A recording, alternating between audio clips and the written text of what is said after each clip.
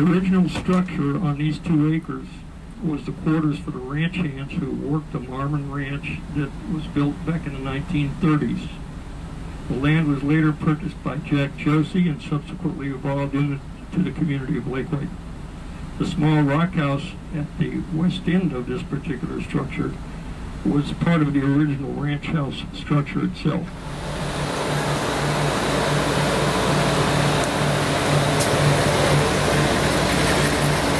What you might describe as one of the crown jewels of Lakeway.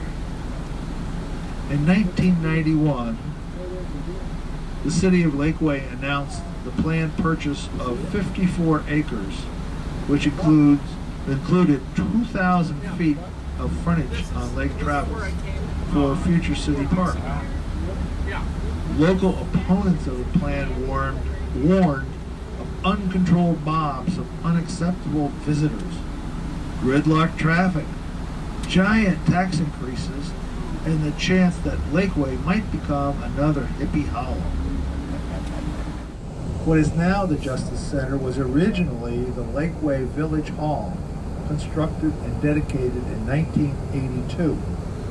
Today it's occupied by the municipal court and until recently the police department. In 1986, a time capsule was buried in front of Village Hall, right by that main entrance over to the left. The time capsule is to be opened in the year 2036.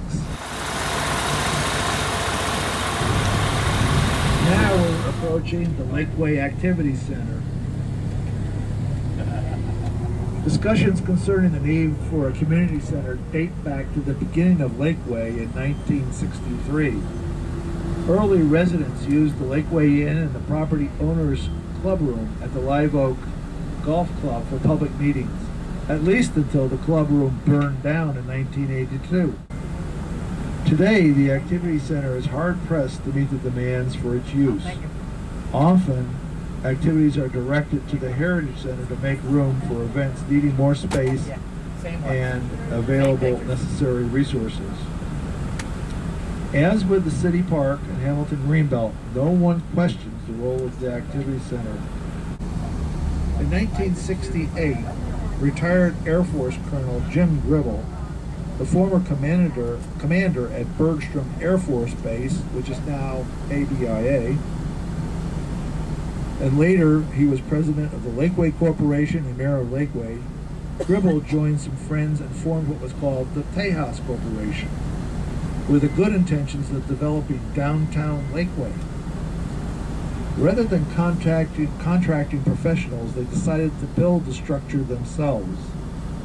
As a consequence of that decision, when pouring the floor for the second story, they unfortunately used regular concrete instead of lightweight concrete that was called for by the building specifications, and the two floors quickly became one.